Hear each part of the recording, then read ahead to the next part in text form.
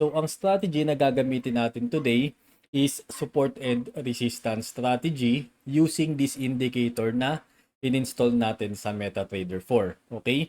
So, yung MetaTrader 4, it's available in the internet for free. Alright?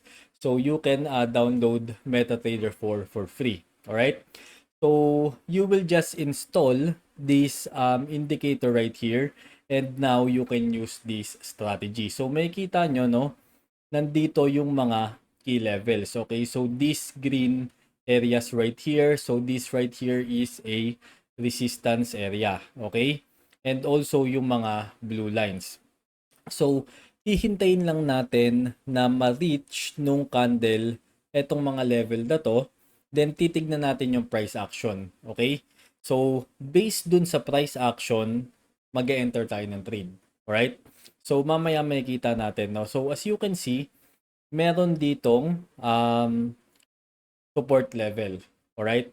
So yung candle, bumaba ng bumaba hanggang sa level na to.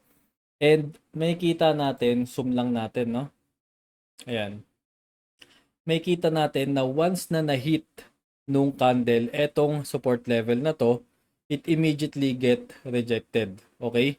So na-reject siya and yung next candle ay color green. So kung nag-enter ka dyan ng up trade, then you will definitely win the trade. Alright? And another thing happened right here. So sa candle na to, na-reach niya itong support level. Then once na ma-reach niya itong support level na to, immediately na-reject din yung price and tignan nyo, nagsimula na siyang tumaas. Alright? So basically, ganun lang ang hihintay nating mangyari. So now let's find a good opportunity to enter a trade. Alright? Okay guys, so dito sa EuroCAD, as you can see, na-reach na nung candle etong support level dito, no? But let's see kung ano yung magiging price action. Okay, hintayin natin matapos yung candle. And pagtingin natin bullish yung naging formation ng candle, mag-enter tayo ng up trade, okay? And may kita nyo, okay? Alright, so nawala na yung support level. Ibig sabihin, hindi niya na-respect yung level na yon. Alright?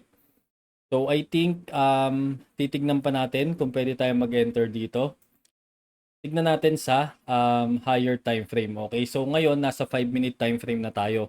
And may kita natin meron pang mas mababang support level dito, ano? So pwede tayo maghintay hanggang ma-reach nung candle etong level na to, and as you can see meron na rin blue arrow. So this right here is another confirmation. Okay? And also yung stochastic oscillator natin is below the 30% level already. Alright? Okay, so as you can see, nagsimula na siyang tumaas. And I think after this candle, we can enter an up trade. Alright? So ang time frame na ginagamit natin dito sa MT4 ay 1 minute, and also our expiration time is 1 minute as well. Okay?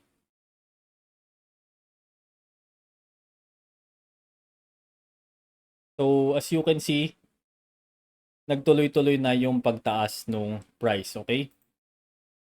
So tignan natin if we can win this trade right here.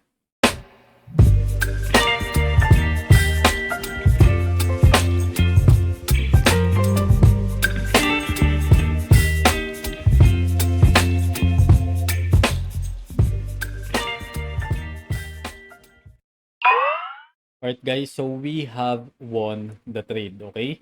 So hanap pa tayo ng magandang opportunities.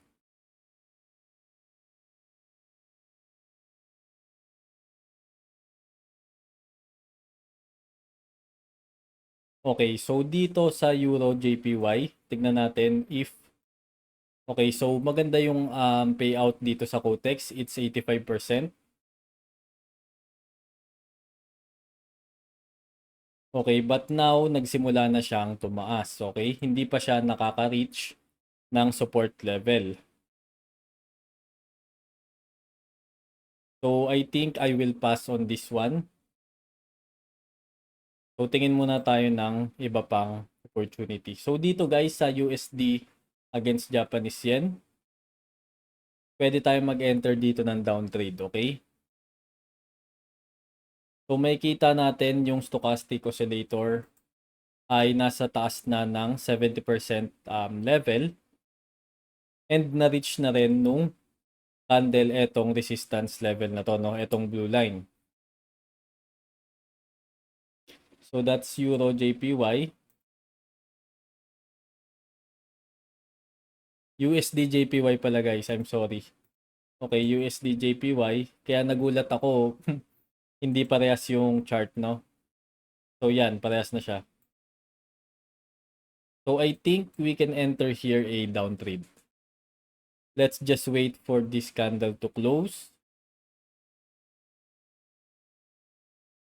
And meron rin tayong red arrow dito, no?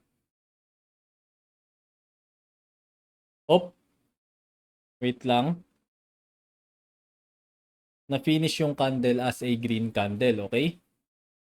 So let's wait for further price action bago tayo mag-enter ng down trade.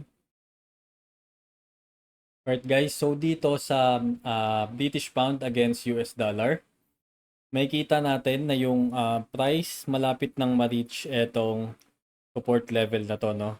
Right here. And also meron na tayo ditong makikita na blue arrow. So that's another confirmation for us to enter an up trade. And the stochastic oscillator is way oversold right now. Sobrang baba na siya sa 30% level. So hintayin lang natin ma-reach ng price etong support area na to. Then I think we can enter an up trade. Alright guys, so habang hinihintay natin yung British pound against US dollar, I think we can enter here a trade sa GBP JPY, alright? So let's just wait for this candle to close and we will enter an up trade, alright? And as you can see, pag binalikan natin yung indicator natin, yung stochastic oscillator oversold, nasa 30% level na siya. But more importantly, na-reach na nung candle etong support level. Okay?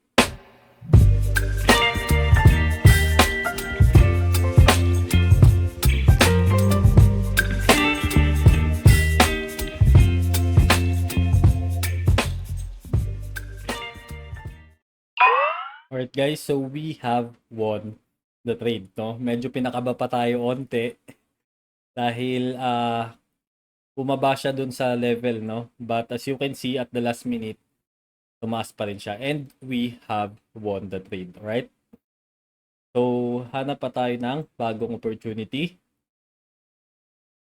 Okay, balikan natin tong GBP USD. But I think guys, na-miss na natin itong trade na to because nagsimula nang tumaas yung price, okay? But that's fine. Marami pa tayong opportunity na pwedeng makita, okay? So support and resistance lang naman ginagamit ko na strategy dito, no?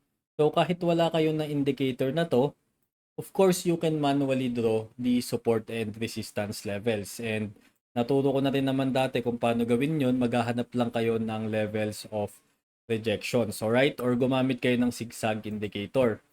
So, for example, right here, yan, zigzag. So, gawin natin yellow para madaling makita, no? And dito sa mga pivot points, pwede nyo dyan ilagay yung mga key levels, alright?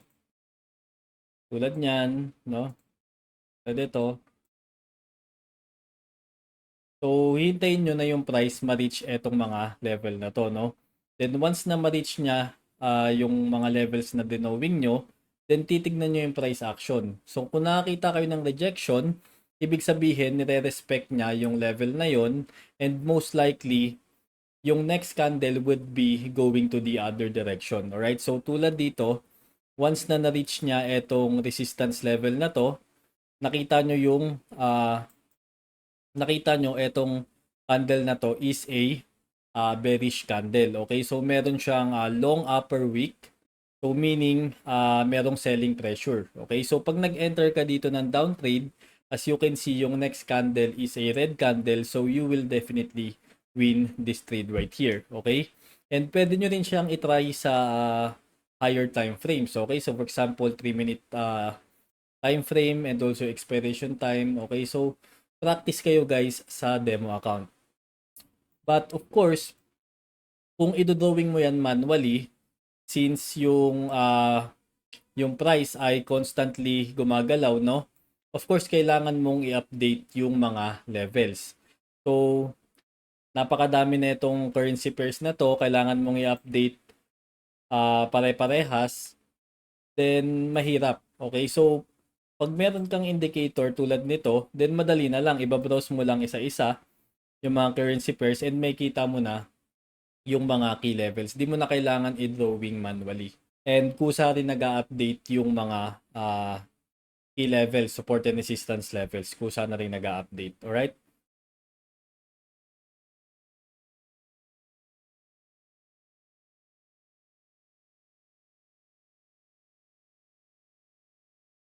I think we can enter here and upgrade, guys. So, Euro against British Pound. And as you can see, no, na-reach niya itong support level na to. So, this level right here is coming from this one. Okay, so it is a previous resistance level. Okay, so nagkaroon ng rejection here. Bumaba yung price, then nag-breakout. Ngayon, bumaba naman siya. And nakakita tayo ng rejection again. And as you can see, nagsisimula nang tumaas yung price. Okay? Stochastic oscillator is below the 30% level. So, meron din tayong blue arrow right here. So, I think we can win this trade right here.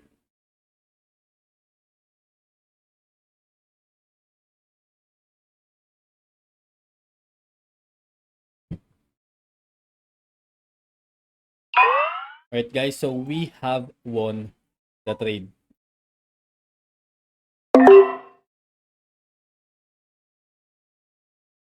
Alright guys, so as you can see dito sa British Pound against Canadian Dollar, na-reach na nung candle etong support level na to. Alright? And nakita ko na yung price action ng current candle is going up. And also yung stochastic oscillator, yung isang line niya is nasa 30% level na. So that's why I entered an up trade right there. So let's see if we can win this trade right here.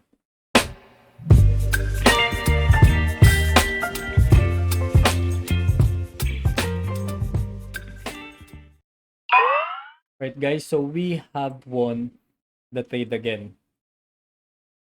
So it's already past 9 p.m. So let's take our last trade for today. Okay guys, so as we can see, na-reach na nung candle etong support level na to, no? And it immediately gets rejected.